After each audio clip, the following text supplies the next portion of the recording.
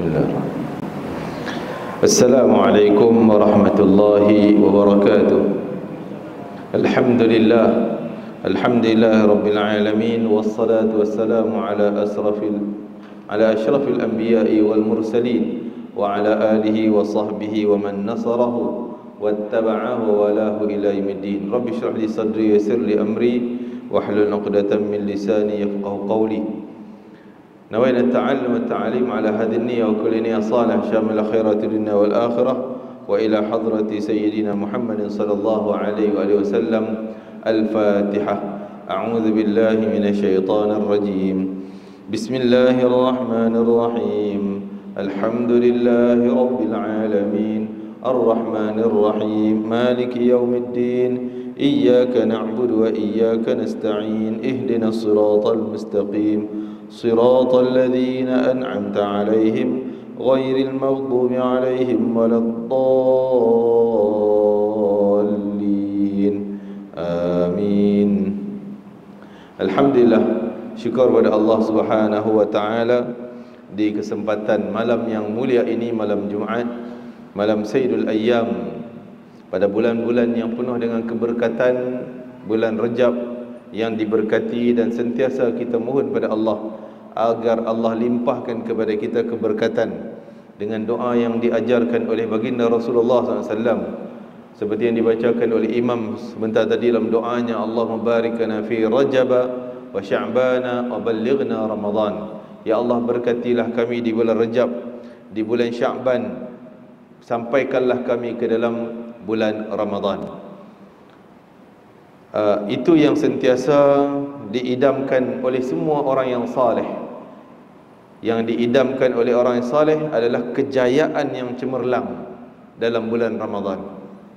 Dan benda ini diajarkan oleh Nabi SAW, dan diminta untuk kita tamak sebanyak yang mungkin dengan ganjaran yang disediakan dalam Ramadan. Kita buat sebanyak yang mungkin dengan penuh ketamakan kita dengan ganjaran akhirat. Persiapannya daripada Rejab. Sebab tu Nabi bila masuk Rejab dah sibuk minta sampai ke Ramadan, sampai ke Ramadan, sampai ke Ramadan. Ada berapa kelebihan siapa yang suka minta-minta sampai ke Ramadan. Dalam konsep ataupun dalam syariat Islam kita, bila kita minta sesuatu, keinginan kita pada sesuatu, dengan sungguh-sungguh kita minta, keinginan yang sungguh-sungguh, walaupun tak tercapai keinginan kita tadi, tetap Allah bayar dah pahalanya, dah dicatat sempurna pahalanya. Man sa'ala syahadata bisidqin, barang siapa yang sungguh-sungguh minta mati syahid dalam doanya, minta mati syahid dengan sungguh-sungguh, tapi dia tak capai mati syahidnya, maka tetap pahala di sisi Allah, mati syahid pahalanya telah tercatat, kerana dia minta sungguh-sungguh, dikira matinya itu mati syahid. Begitulah kita minta sungguh-sungguh, sampaikan kami Ramadan, sampaikan kami Ramadan. Ditambah di penghujung oleh sebagian para ulama, wa'inna 'alal qiyam was-siyam wa tilawatil Quran wa hafzil atham. Tolong bantu kami, bagi kami dapat berqiyamul lail, puasa dengan sempurna, Al-Quran dengan sempurna, dan terhindar daripada dosa-dosa. InsyaAllah itu yang kita azam, itu yang kita minta, dan itu yang kita niat, Allah akan tunaikan dengan izinnya insyaAllah. Malah walaupun orang tu tak tercapai di bulan Ramadan, mungkin ajal dia penghujung Rejab ni ataupun Sya'ban, meninggal, pahala Ramadan dah lengkap untuk dia, kerana kesungguhan dia minta. Ni untung orang yang beramal dengan apa yang diajarkan oleh Nabi SAW. Tapi bukan itu kita nak cerita malam ni, tuan-tuan. Itu sekadar muqaddimah, di mana bulan Rajab, bulan yang sangat agung, dinamakan bulan Rajab Mudar, bulan Asab, bulan Asam, berbagai istilah yang menggambarkan bahawa Rajab tu hebat. Bukan sekadar dalam syariat Nabi Muhammad SAW semata-mata digambarkan Rajab ni hebat pahalanya, ganjaran ataupun amalannya. Tetapi sebenarnya semenjak dulu, semenjak Nabi Ibrahim AS, Rajab ni diagungkan. Sehingga zaman jahiliah mereka masih berpegang pada bulan Rajab, bulan Asam. Asam maknanya pekak bisu. Maksud takkan dengar suara perang. Bulan Rejab semua berhenti perang, diam. Lanun pun hormat bulan Rejab. Lanun padang pasir hormat bulan Rejab, tak berani nak rompak. Kerana bulan Rejab bulan haram, dihormati. Asab, kalau dengan huruf ba, asab, mencurah-curah rahmat Allah SWT, keampunan Allah bagi mereka yang beramal-amal saleh. Tetapi mereka zaman jahiliah tak adalah keampunan Allah, tak adalah rahmat Allah. Maka Allah kembalikan rahmatnya, keampunan bagi orang yang saleh dengan bersungguh-sungguh dan beramal bulan Rejab. Sehingga bulan Rejab, peristiwa yang paling besar yang kita nak cerita malam ni, fokus kita, iaitu berkaitan dengan Al-Isra' wal Mi'raj. Baginda Nabi Muhammad sallallahu alaihi wasallam, Isra' Mi'raj Nabi sallallahu alaihi wasallam. Tuan-tuan, Al-Isra' wal Mi'raj dua peristiwa yang berlainan. Satu Isra', satu Mi'raj, tapi dalam satu masa. Maksudnya dalam satu masa. Isra' adalah perjalanan daripada Masjidil Haram Mekah sehinggalah ke Masjidil Aqsa. Itu dinamakan Isra'. Mi'raj, perjalanan daripada Aqsa naik ke langit Sidratul Muntaha. Itu dinamakan Mi'raj. Isra' dan Mi'raj. Okey. Disebut dalam Al-Quran, Allah mulakan dengan perkataan Subhana, Maha suci, Alladhi asra bi'abdih, Maha suci Tuhan yang memperjalankan hambanya. Ayat yang pendek tetapi i'tibar, ibrah, tafsir yang begitu luas. Yang pertama sekali, Allah mulakan dengan perkataan Subhana, Maha suci. Kenapa dimulakan demikian? Nak ceritanya pada kita bahawa cerita Isra' Mi'raj yang berlaku ini, walaupun tak boleh diterima pada akal manusia, tak masuk akal. Kita kata tak logik. Cerita itu tak logik, tak masuk akal.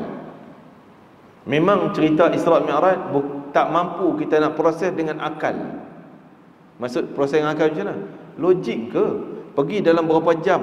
Nabi bermula lepas Isyak dan balik sebelum subuh. Berapa jam? Kita katalah ada 6 jam kot.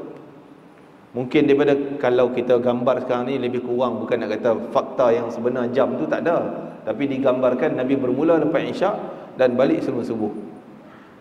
Kalau di Mekah, Isyak tu mungkin pukul 7, kita kata pukul 8, 9, 10, 11, 12, 1, 2, 3, 4, adalah 6-7 jam, ataupun paling tinggi 8 jam perjalanan.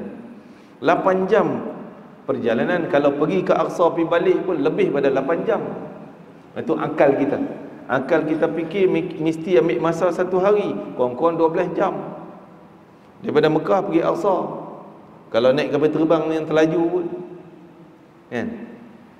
Lepas tu naik ke langit 7, turun pula. Bukan pergi zoom. Dia pergi dengan ada peristiwa-peristiwa, singgahan-singgahan. Nak menunjuknya bahawa Allah Maha Suci, boleh buat sesuatu yang akal kamu tak mampu nak proses. Akal kamu, wahai manusia, terbatas. Akal kita skop, akal kita terbatas. Kita tak mampu nak proses semua benda dengan otak manusia. Alam ghaib kita mampu proses.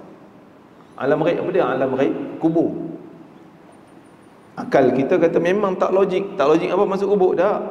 Maksud saya, Nabi sebut orang yang saleh, bila dia mati, diusung jenazah dia, bumi dah bercakap, wahai fulan bin fulan, engkaulah manusia yang saleh, yang kami nanti-nantikan kedatangan kamu, datanglah ke tempat aku akan layan kamu dengan sebaiknya.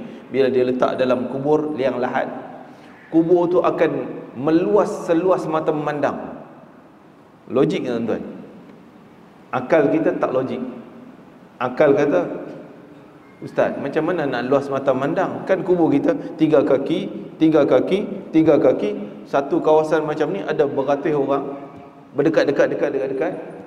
Kalau kita punya kubur diluaskan, sempit kawan sebelah, itu otak kita. Ni dari sudut otak kita. Tapi yang kita terima cerita tu, tuan-tuan percaya tak? Kita mesti percaya, sebab ini hadis Nabi. Dalam kubur orang soleh masuk, kubur dia diluas seluas mata memandang, taman-taman syurga. Kalau orang yang ahli maksiat masuk, dia azab, kubur kehimpit sehancur, sehingga hancur tubuh badan dia, kan? Kubur pula boleh gitu, diluaskan, disempitkan. Macam mana? Ni akal kita tak boleh nak proses benda tu. Tapi kita terima atas dasar ni sini. Apa dia sini? Iman. Kita ada iman. Sebab itu datang daripada Nabi Muhammad sallallahu alaihi wasallam. Cerita tu datang daripada Rasulullah, datang daripada Al-Quran, Isra wal Mi'raj. Kita yakin, kita percaya, tak nafi. Mana kau percaya, mana bukti? Bukti tak boleh tunjuk, tak mampu nak tunjuk bukti. Benda tak masuk akal, tapi boleh percaya dengan iman. Aku ada iman. Kita asyhadu an la ilaha illallah wa asyhadu anna Muhammadar Rasulullah. Ya, apa saja daripada mulut Rasulullah, apa saja daripada Al-Quran, apa saja yang benar, semua kita terima. Masuk akal, tak masuk akal, aku tetap terima sebab iman. Itu yang diajarkan kepada kita, kepada Sayyidina Abu Bakar As-Siddiq, oleh Sayyidina Abu Bakar As-Siddiq yang mengajarkan kita. Sayyidina Abu Bakar bila cerita macam tu, semua orang Mekah waktu terkejut. Apalah Muhammad ni boleh buat cerita macam tu, cerita dongeng, pergi Masjid Al-Aqsa, pergi balik satu malam, tak sampai berapa jam. Orang pergi saja dah sebulan, balik sebulan, perjalanan unta kuda. Ini dia pergi satu malam, pergi balik, naik ke langit lagi. Ni gila lah. Ni Abu Jahal yang cakap Muhammad dah gila. Dia nak kumpulkan orang, bagi nak seolah-olah nak bagi semua orang menyaksikan gilanya Muhammad. Tapi sampai kepada Sayyidina Abu Bakar, apa dia?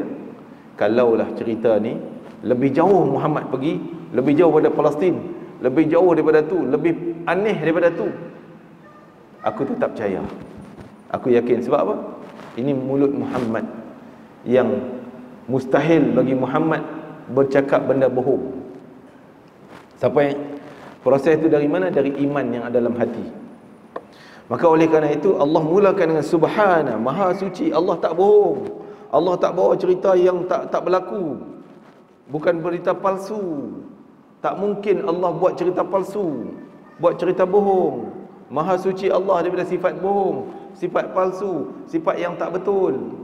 Maha Suci Allah. Allah takkan berlaku demikian. Allah yang jalankan hamba. Allah yang jalankan. Imam Asy-Sya'rawi dalam bawa cerita Isra Mi'raj, dia bawa contoh akli, contoh akal.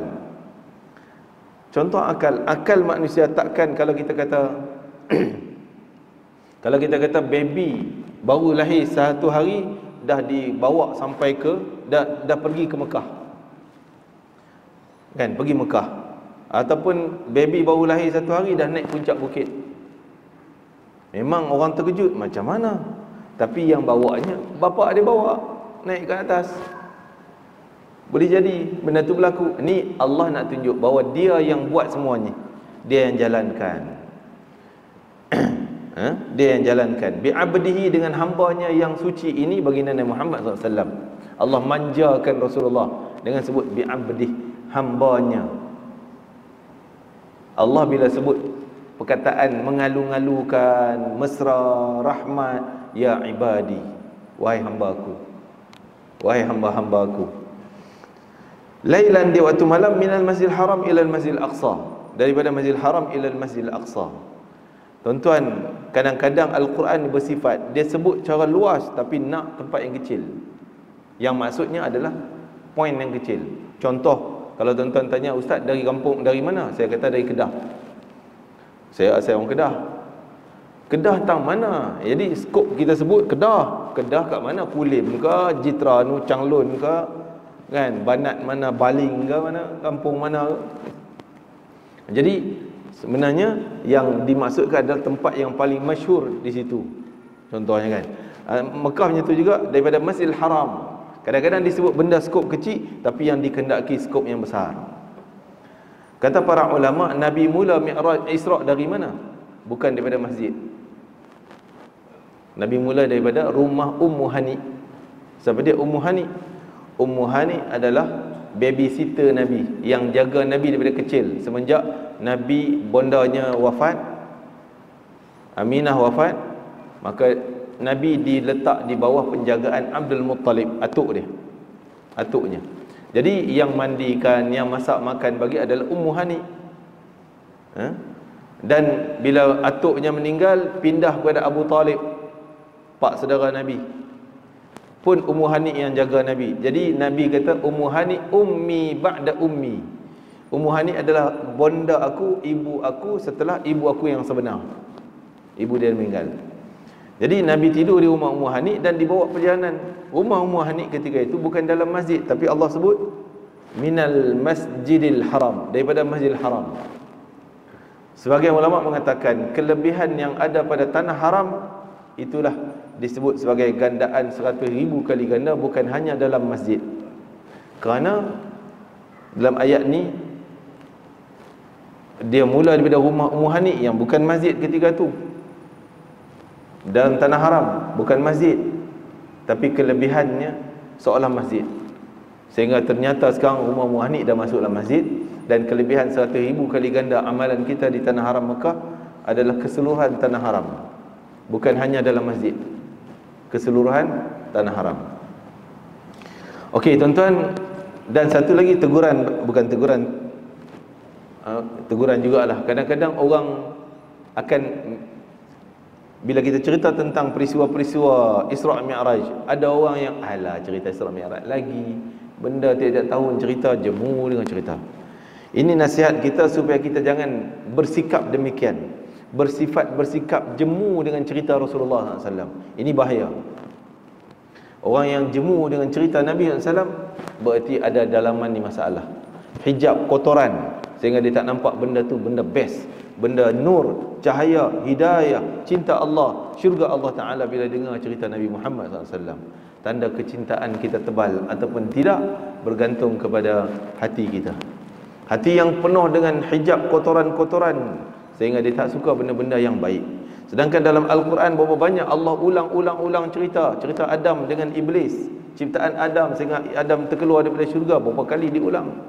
Cerita Nabi Musa berapa kali ulang, cerita Nabi Nuh, Nabi Hud, Nabi Saleh, demikian diulang-ulang. Kullan naqussu 'alaika min anba'ir rusul. Semua tu kami yang ceritakan, kata Allah, tentang cerita-cerita para rasul. Untuk menguatkan iman kita. Baca selalu kisah-kisah para rasul, kisah-kisah orang berjaya.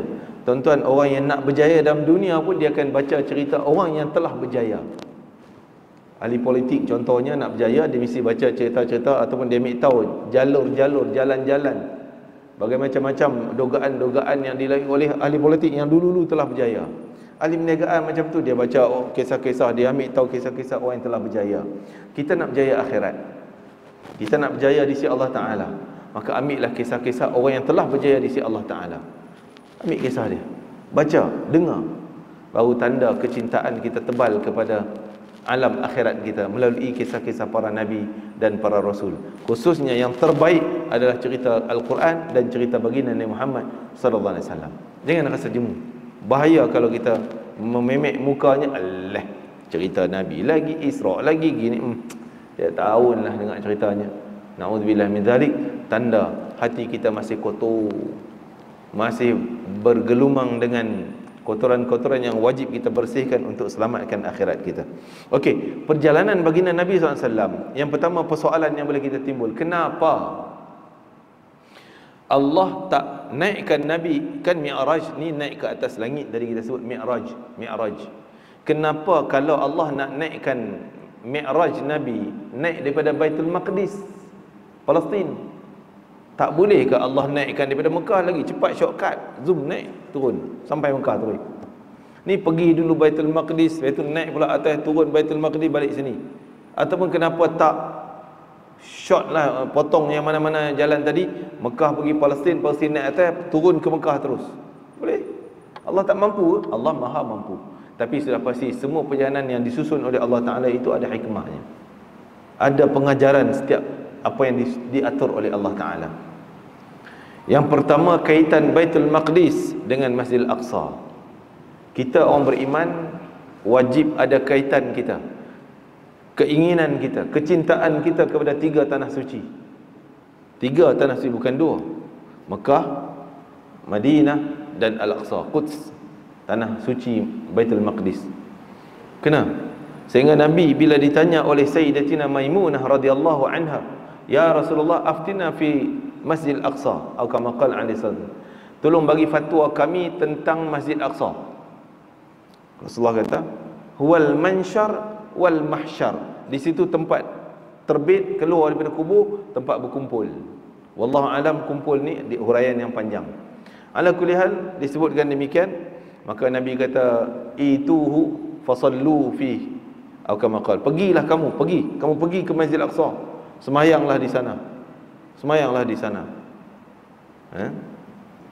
Barang siapa yang semayang di sana digandakan 1000 kali ganda dalam riwayat ni.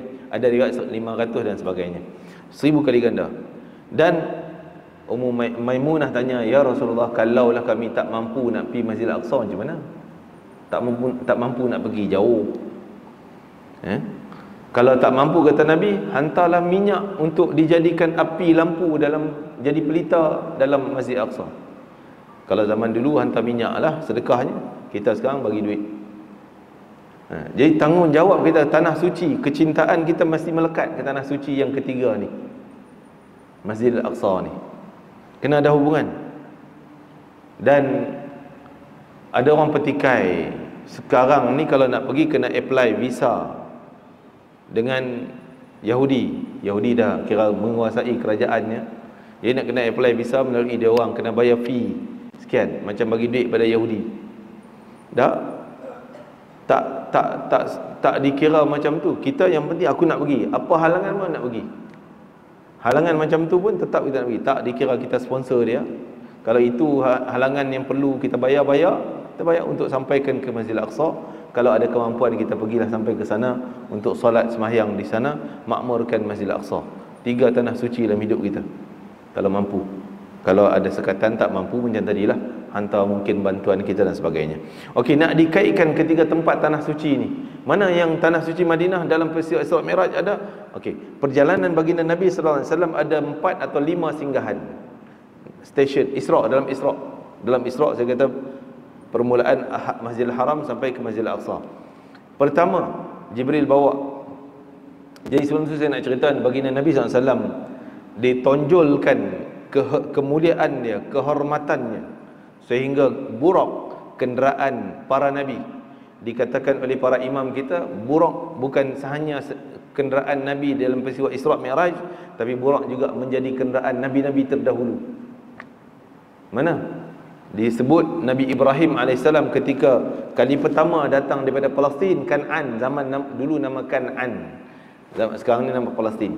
Daripada Palestin, Kan'an, nak dibawa ke tanah Masjid Haram tu, itu dibawa dengan burak.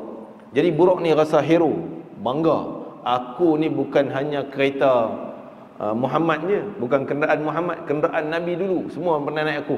Jadi dia tunjuk action dia. Dia sebut dalam riwayat. Dia tunjuk action dia, lagak dia. Burak kan, lagak kuda. Sehingga Nabi payah nak naik atas belakang kuda tu, burak tu.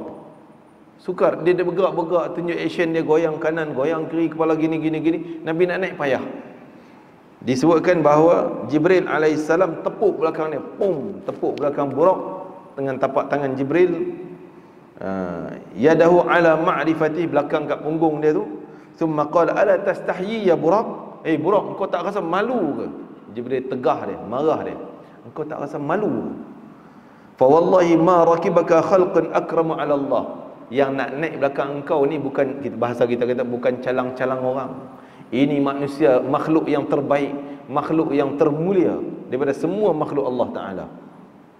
Bila Jibril tegah macam tu, marah macam tu, fastahya hatta rafadda araqan, terus terdiam, kaku.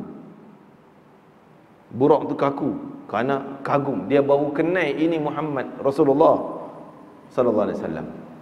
Jadi mengenali seorang yang mulia adalah satu benda yang dituntut. Kita kena kenal Nabi Muhammad sallallahu alaihi wasallam. Seperti hadis Nabi sebut, addibu auladakum ala thalathati khisal. Didik anak kamu, wahai ibu bapa, didik anak kamu 3 benda ni. Yang pertama, didik supaya cinta kepada Nabi kamu. Kalau tak kenal, tak cinta. Kena kenal dulu. Kita perkenalkan, bacalah buku sirah Nabi, sekian-sekian cerita Nabi, apa, bagi kenal Nabi Muhammad, supaya ada timbul cinta kepada Nabi Muhammad sallallahu alaihi wasallam. Tanda cinta kita banyak sebut, banyak salawat. Tentang kita dengar cerita ni, saya ada sebut Nabi Muhammad sallallahu alaihi wasallam, sallallahu alaihi wasallam, sallallahu alaihi wasallam. Jangan termasuk orang yang bakhil dengan. Orang yang bakhil bila dengar nama Nabi disebut, diam, kerai mulutnya. Salawat kepada Nabi sallallahu alaihi wasallam. Cinta Nabi kamu. Yang kedua, cinta ahli keluarga Nabi sallallahu alaihi wasallam. Dan yang ketiga, cinta pada Al-Quran. 3 benda cinta ni kita kena tanam pada anak-anak. Tanggungjawab kita. Maka Buraq tak kenal, dia tak kenal Nabi Muhammad. Dia lagaklah, tunjuk lagak. Bila kenal ini semulia-mulia makhluk, terus terdiam dia, kaku, berpeluh. Nabi mudah naik atas Buraq yang berwarna putih.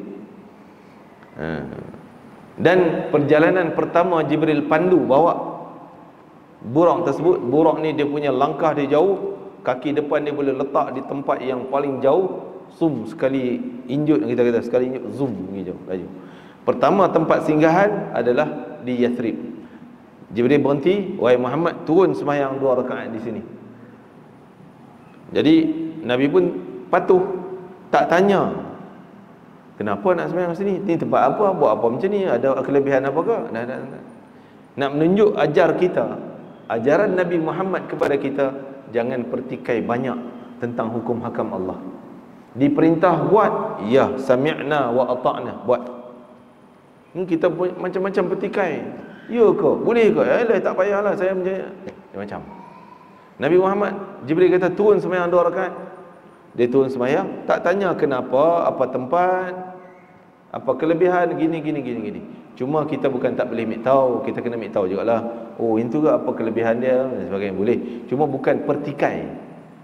Pertikai hukum hakam. Alah, hukum ni zaman batu tu. Tak payahlah, ni pertikai. Tapi kalau kita tanya, ya ke hukum ni macam mana nak buat, gini, tak ada masalah. Allah tahu kita tanya soalan tadi semata-mata kerana nak mendalami lebih dalam, lebih faham, ataupun nak pertikai, nak main-main. Seperti persoalan yang ditimbulkan oleh Bani Israel kepada Nabi Musa ketika Nabi Musa suruh sembelih lembu. Kan dalam surah Baqarah tu kan? Dalam surah Baqarah, sembelih lembu. Boleh tanya macam-macam. Lembu besar ke kecil? Umur berapa? Warna apa? Tanya macam-macam, lain kali tak nak buat. Tanya nak tunjuk kata malas nak buat. Kan? Tak. Baginda Nabi SAW ajar kita, bila ia datang daripada Allah, datang daripada Rasulullah, sami'na wa ata'na, buatnya. Kita tanya tu, tanya sekadar nak tahu, nak faham, nak bagi cantik amalan yang kita nak laksanakan. Jadi Nabi turun sembahyang, naik balik atas Buraq, selesai 2 rakaat. Selesai 2 rakaat, terus Jibril yang tanya, wahai Muhammad, kau tahu tadi kau sembahyang di mana? Tak tahu. Situlah Yathrib, Taibah. Jibril sebut bumi Taibah. Taibah ni makna bumi yang baik. Taibah akhirnya diberi nama sebagai bumi Taibah, Madinah tu. Dan dulu nama Yathrib, Nabi sebut Madinah, dan nama yang lain Taibah, Tabah, nama yang baik. Jadi di sinilah tempat engkau akan hijrah, dan di sinilah tempat engkau dikebumikan. Dah beritahu dah tempat. Singgahan yang kedua, saya ringkas-ringkaskan. Singgahan yang kedua, Nabi Jibril kata turun sembahyang 2 rakaat. Nabi pun sembahyang, selesai sembahyang, Jibril tanya, kau tahu tempat ni apa? Tak tahu. Tempat ni adalah tempat munajat Nabi Musa AS, dan di sinilah turunnya kitab Taurat. Di mana tu? Di bukit yang berada di semenanjung Sinai, yang sekarang ni dinamakan sebagai Jabal Musa. Jabal Musa, orang panggil Jabal Musa, bukit Nabi Musa, gunung Nabi Musa. Kerana di situ ada kaitan dengan Nabi Musa 3 kali. Yang pertama, Nabi Musa bila mula dia Firaun nak ancam nak tangkap Musa, nak bunuh Musa, Nabi Musa lari pergi sampai ke Madian yang sekarang ni dalam Jordan, tapi lalu di situ sehingga dia jumpa dengan 2 anak dara Nabi Shu'aib dan kahwin dengan salah seorang anak dara Nabi Shu'aib alaihissalam. Lepas itu Allah perintah Musa balik ke Mesir balik. Dia singgah juga di Tur Saina, singgah sekali lagi di semenanjung Sinai itu.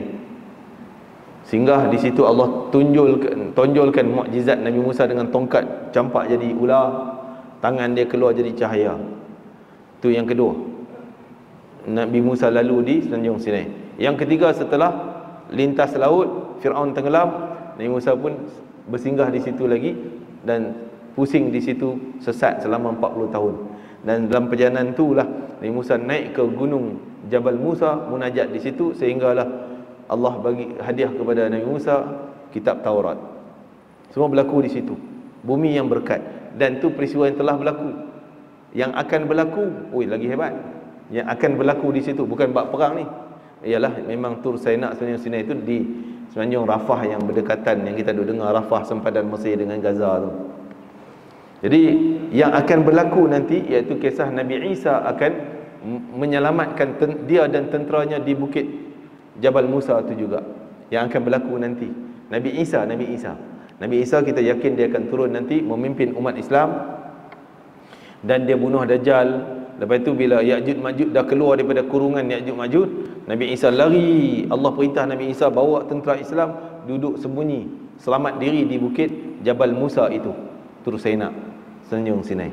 Sehinggalah Ya'juj Ma'juj datang kepung, Allah bunuh semua Ya'juj Ma'juj tersebut. Itu panjang ceritanya ke depan tu, akan berlaku nanti. Jadi bumi yang tempat yang berkat. Alhamdulillah, mungkin ada ustaz kita yang belajar di sana yang pernah pergi sampai. Saya pun sampai di sana. Memang di situ dia ada satu lubang di atas puncak bukit lah. Lubang, dikatakan lubang tu lah tempat Nabi Musa duduk menajat. Tapi kita tak tahulah kesahihan tempat tu. Tapi bukit tu pasti, bukit tu betul lah. Tapi lubang tu kita tak tahulah. Dia macam lubang liang kubur je. Orang Kristian berebut naik sekarang ni, orang Yahudi pun nak naik, orang Islam pun ramai naik Jabal Musa Jabal Musa tu. Jadi Nabi singgah di situ. Poin yang kedua. Poin yang ketiga, tempat singgahan Nabi SAW adalah di kota Madian, tempat Nabi Musa duduk, sehingga dia bagi minum air kepada kambing Nabi Syuaib yang dibawa oleh dua anak dara Nabi Syuaib. Cerita dalam surah Qasas tentang tu.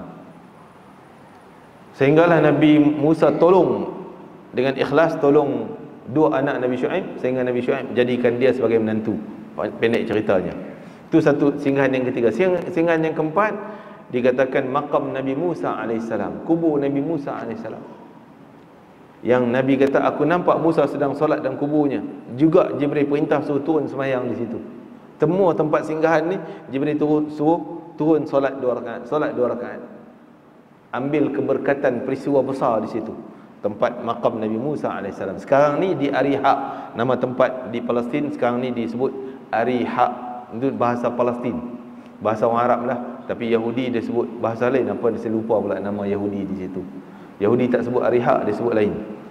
Di situ Jericho, Yahudi sebut Jericho kan.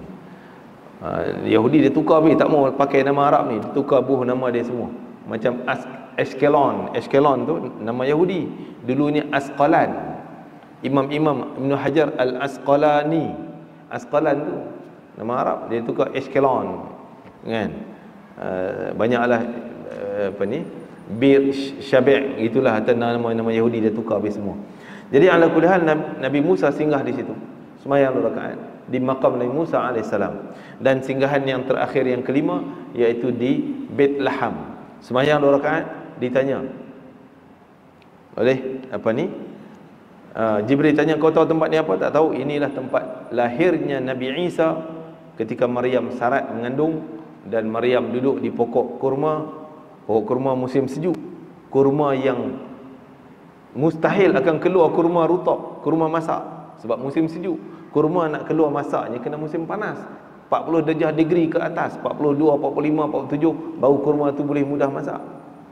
Ni musim sejuk. Tapi karamah yang Allah beri kepada Maryam ketika melahir, Jibril suruh goncang pokok, dia tolak macam tu, terus jatuh tamar, ni buah rutab, makan dan airnya keluar. Dilahirnya Nabi Isa di situ diabadikan sehingga Nabi Muhammad SAW dibawa singgah ke tempat demikian.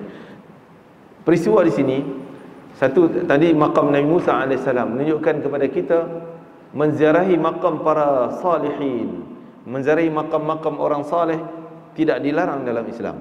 Malah Nabi dibawa singgah ke situ, ke makam Nabi Musa. Nak sebutnya makam Nabi Musa sekarang ni dia buat masjid. Dalam masjid tu ada makam Nabi Musa.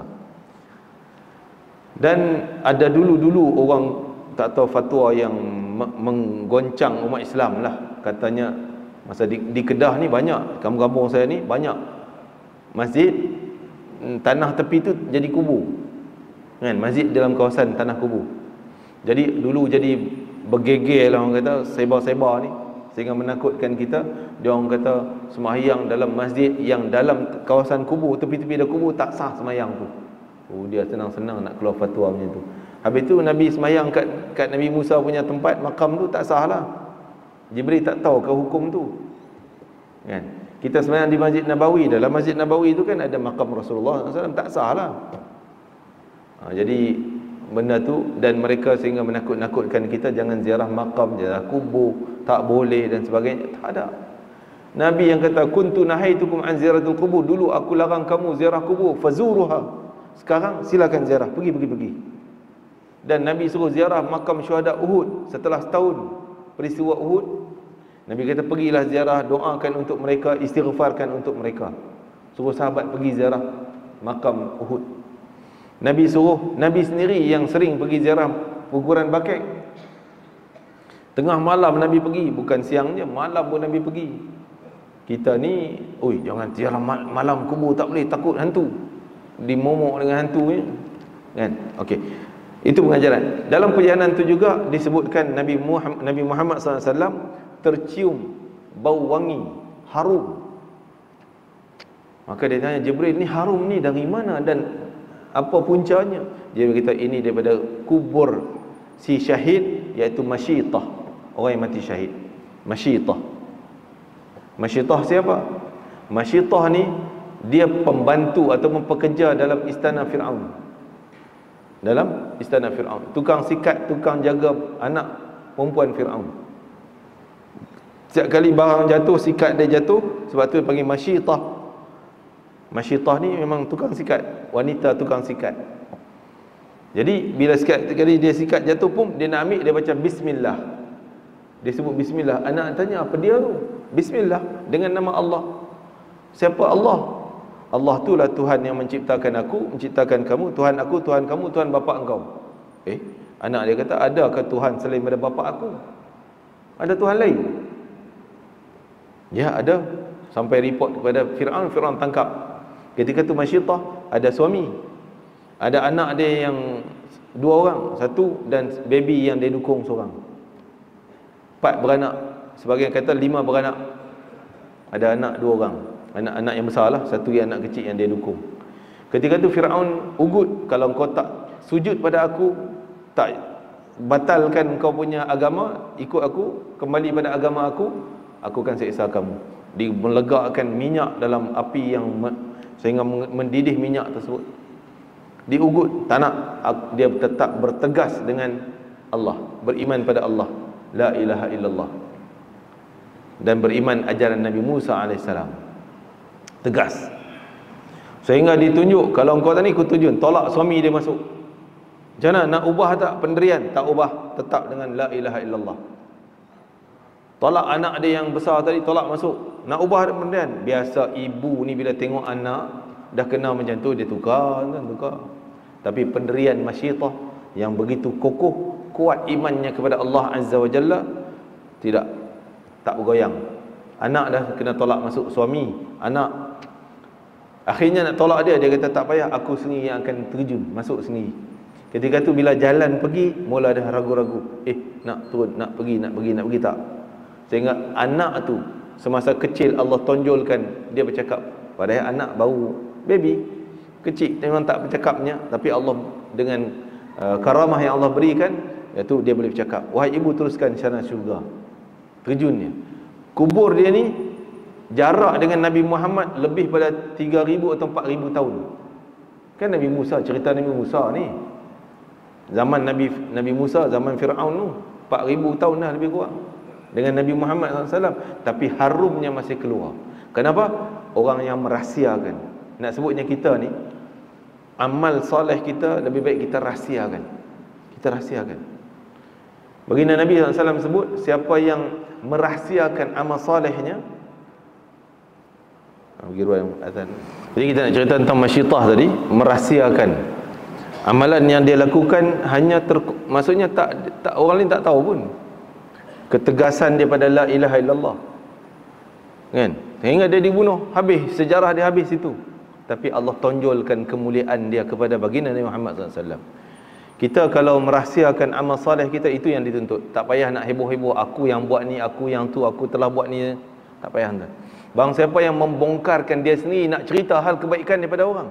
Aku yang buat, engkau tak kenal aku siapa, aku sekian, aku sekian, aku sekian.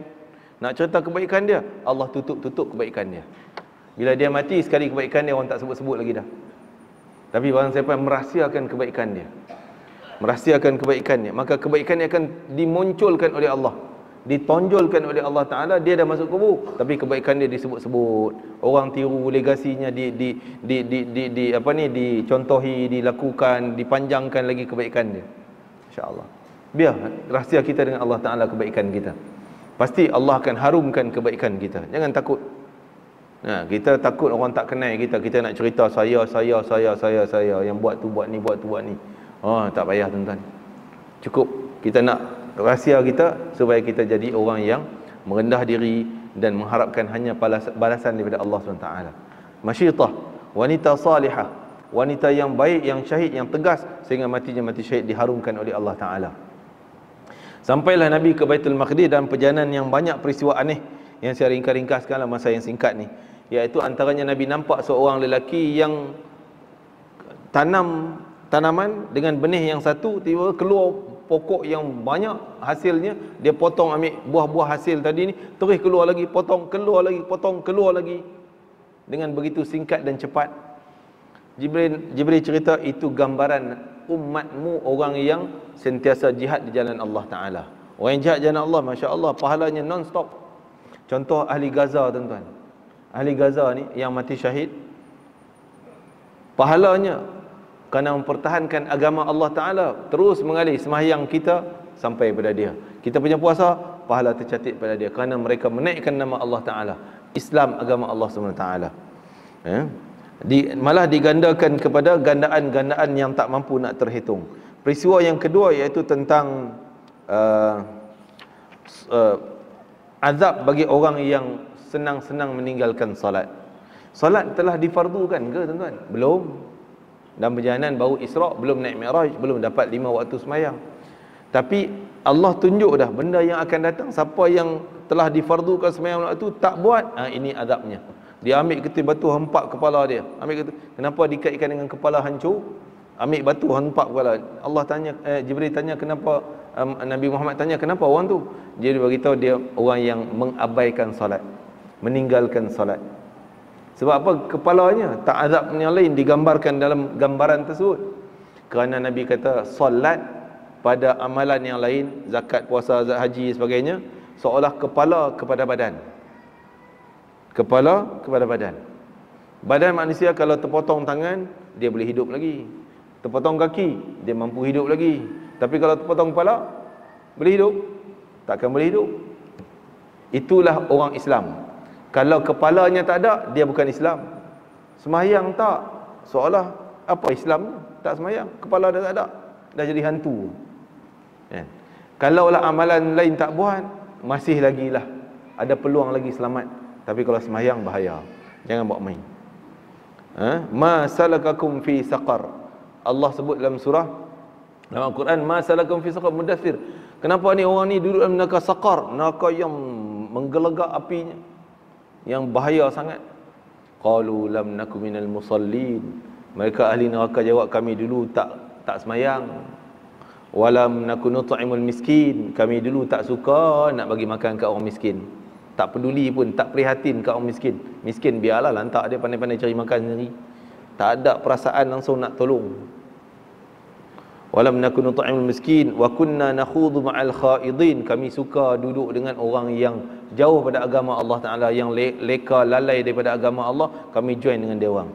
Tuan-tuan, alhamdulillah, sebab itu kita suka duduk dalam majlis-majlis yang seumpama ini, yang mengajak kita ingat pada membawa kepada agama Allah Ta'ala, kepada iman pada Allah dan sebagainya. Kerana duduk saja kita di sini, walaupun kita tak faham ceramahnya, walaupun kita tak ingat apa pun diceramahkan tadi ni, kan? Masuk sini keluar ya, Assalamualaikum, Waalaikumsalam, keluar dia pun apa ustaz ceramah tak ingat. Tapi tetap dia dapat faedah. Masa habis sejam di sini, 2 jam di sini contohnya, masa tu tercatat pahala yang mengalir terus, ganjarannya tetap dapat. Tapi kalau sejam macam ni, kita duduk di tempat yang lara, yang orang tak ingat pun nak main sembahyang maghrib pun dia terlepas, isyak pun mungkin terlepas, sembang pula hal maksiat dosa, kita yang join dalam tu terpalit juga dosanya. Wa kunna nakhudhu ma'al khaidin. Kami suka duduk dengan dia orang tu. Orang yang tak peduli sembahyang, tak peduli hukum hakam, cakap lebih kurang, mulut dia longkang, mulut kotor semua, cakap tentang agama main-main je. Kami suka duduk macam tu, sebab tu kami campak masuk saqar ni. Na'udzubillah min dzalik. Jadi sembahyang ni satu benda yang sangat utama, tuan-tuan. Malah sembahyang awwalu ma yuhasabu bil abdu, yang pertama sekali Allah akan hisap. Tak lulus yang tu, yang lain zakat cantik, dia tak pernah tinggal zakat tahunan. Zakat bisnes, zakat perniagaan, zakat tanian, semua ada, dia bayar semua, malah lebih-lebih dia bayar. Bagus. Apa lagi? Haji, bagus. Berapa kali dia pergi haji. Umrah jangan cakap. Puasa Ramadan tak pernah tinggal, tapi sembahyang fail. Semua tu tak ada nilai di sisi Allah Taala, gugur semua pahala kerana sembahyangnya masalah. Tapi kalau sembahyangnya lulus, sembahyangnya bagus, yang lain buatlah yang fardu cukup-cukup makan, buat juga, sembahyangnya diterima oleh Allah Ta'ala, dan amalan lain tu mungkin Allah beri keampunan dan Allah ampunkan dosa dia dan sebagainya. Ala kulli hal, begitulah gambaran. Yang keempat, gambaran disebutkan orang yang tak mau tak mau bayar zakat, orang yang ahli zina sehingga dia menikam dirinya sendiri dan sebagainya. Gambaran dakwah Islam ni sentiasa ada cabaran. Digambarkan satu ketika Rasulullah SAW melintas di satu kawasan yang ada sebatang kayu besar yang melintangi jalan, dan apa saja pakaian lalu situ semua akan robek, akan koyak rabak. Lalu sini ada je halangan duri-duri, lalu juga terkoyak baju sana. Tanya Jibril, apa itu? Itu gambaran pendakwah engkau nanti akan menghadapi macam-macam halangan. Dia nak buat benda baik, semua mulut jahat, cakap macam ni, orang halang macam ni, orang kacau macam ni. Kalau nak buat benda baik, akan hadapi benda-benda demikian. Digambarkan orang yang ahli riba, terlibat dengan riba. Dan baginda melihat seorang lelaki yang berenang dalam sungai darah, mulutnya bila dia nak sampai ke tebing, nganga mulut, disumbat batu, tenggelam pula. Mai ke tepi, buh batu lagi, tenggelam pula. Ditanya apa itu? Itu orang yang suka makan harta riba. Pengkhianat amanah digambarkan, iaitu dia nampak ada satu kayu besar, dia ambil letak atas bahu dia. Jalan dah berat, dah tak mampu nak jalan dengan baik, sampai ke depan ada lagi batu, ambil tembuh lagi 2 ketul dah. Sampai ke depan tu ada lagi satu batang, bubuh lagi batang yang ketiga, sampai dia dah tertiarap, tak mampu nak bangun, nak ambil lagi yang keempat masuk, yang kelima masuk, letak je lah. Apa dia macam tu, wahai Jibril? Maka digambarkan ni orang yang tamak dengan amanah, jawatan. Yang satu pun tak mampu nak buat dah, nak lagi yang kedua, berebut pula. Yang kedua pun tak abai, yang ketiga nak lagi, yang keempat. Amanah habis, hancur, tak mampu nak laksanakan. Na'udzubillah. Ini digambarkan dalam peristiwa Isra' wal Mi'raj. Dan penyebar fitnah, sehingga dia menggunting bibirnya, menunjukkan orang yang menyebar fitnah. Itu satu benda yang, dan ringkasan cerita itu banyaklah. Golongan orang yang mengumpat, mencela, ditonjolkan azab bagi mereka. Sedangkan kata Imam Sya'rawi, kenapa Allah tunjulkan hukum zina berdosa, hukum makan riba, makan harta anak yatim berdosa, kena azab demikian, sedangkan tak ada lagi hukum tu, kan? Hukum tu belum jalan, belum disyariatkan, belum disyariatkan. Nabi berjalan Isra' Mi'raj ni, sebagian mengatakan setahun sebelum Nabi hijrah, ataupun 2 tahun sebelum Nabi hijrah. Ketika Amul Huzni, tahun kesedihan Nabi setelah Abu Talib, bapa saudaranya yang sentiasa jaga dia, meninggal dunia. Sayyidatina Khadijah lepas beberapa hari, ada yang mengatakan sebulan, ada yang mengatakan 3 hari selepas Abu Talib, Khadijah pula meninggal. Sedih. Jadi waktu tu hukum Islam belum ada. Adalah sekadar sembahyang pun belum fardu, zina belumlah, ni arak masih halal, ini dan sebagainya. Tapi ditonjolkan. Kata Imam Sya'rawi, kenapa Allah tunjulkan hukum dulu sebelum disyariatkan? Kerana nak tonjolkan dakwah Nabi kepada masyarakat Quraisy, bahawa dakwah Nabi bukan macam mereka dakwah dakwi. Apa dia mereka dakwah? Mereka dakwah Muhammad ni hanya nak cari populariti, nak jadi raja, nak jadi pemimpin tu, nak popular. Muhammad ni nak cari duit banyak, dengan dakwah ni nak cari duit, nak kaya.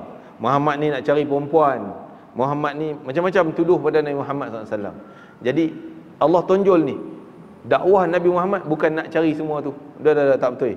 Dakwah Nabi Muhammad ini nak mengharamkan zina, mengharamkan ini, benda-benda ni tak boleh.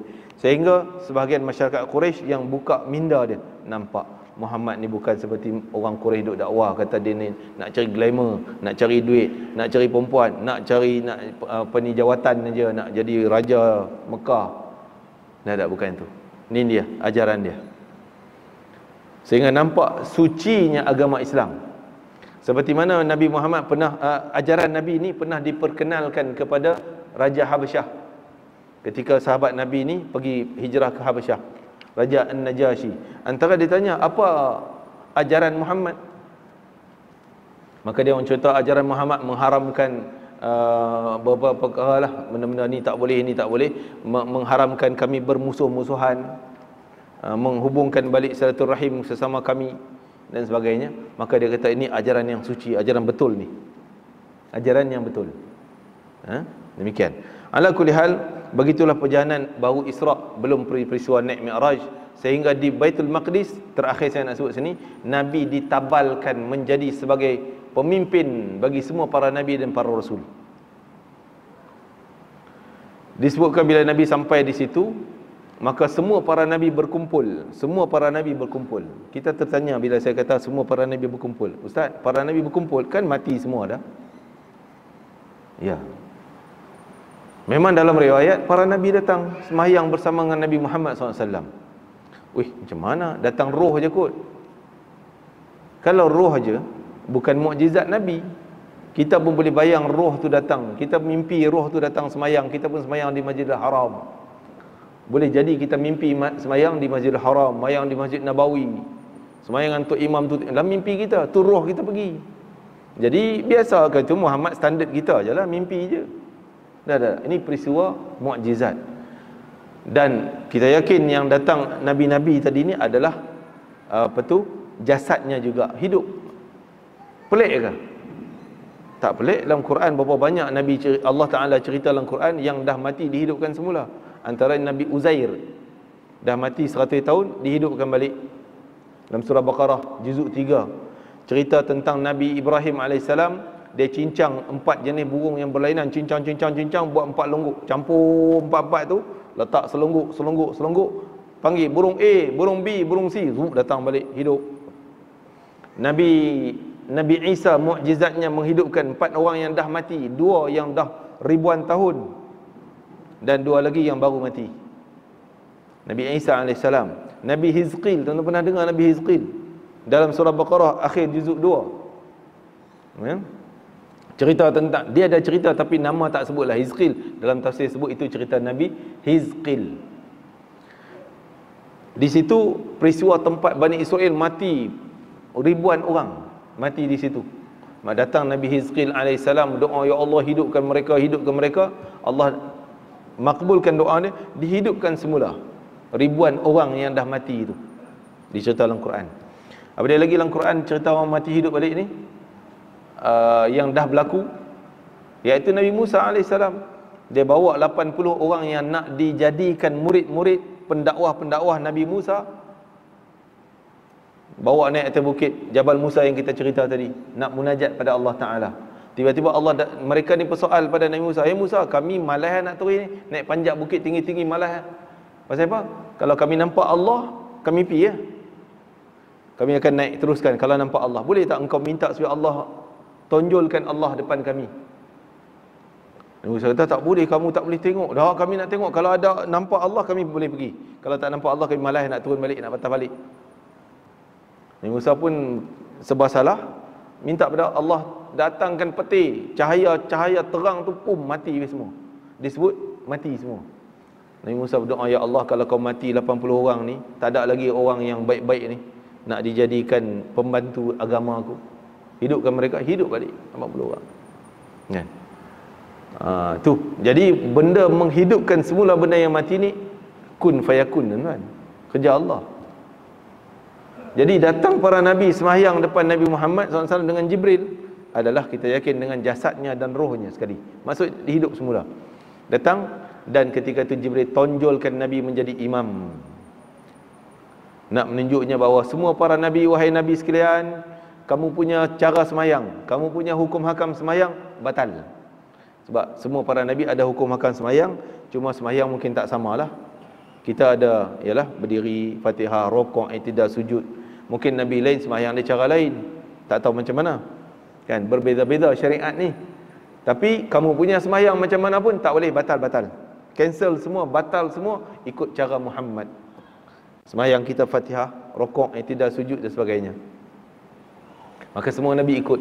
Ini telah ternyata dalam surah Ali Imran. Allah Taala sebut, wa id akhadallahu mitsaqan nabiyyin lama ataitukum min kitabin wa hikmatin thumma ja'akum rasulun musaddiqun lima ma'akum la tu'minun nabiyyi wa la tansurunnah qala aqrartum. Panjang ayat tersebut, al-ayah. Allah buat perjanjian dengan semua para nabi sebelum mereka diutuskan. Sebelum mereka diutuskan ke muka bumi jadi nabi, jadi rasul, sebelum tu perjanjiannya, mau tak kamu kalau kamu dah dapat kitab diturunkan kepada kamu, ataupun dah dapat suhuf dan dapat syariat masing-masing, hukum hakam, tapi bila datang nabi ini, rasul ini, siapa dia? Nabi Muhammad SAW. Bila dia datang zaman kamu, wahai Adam, wahai Idris, wahai Nuh, wahai Saleh, Hud, Saleh dan sebagainya, kalau Nabi Muhammad datang zaman kamu, sanggup tak kamu batalkan syariat kamu, batalkan kitab kamu, ikut kitab Muhammad, ikut syariat Muhammad?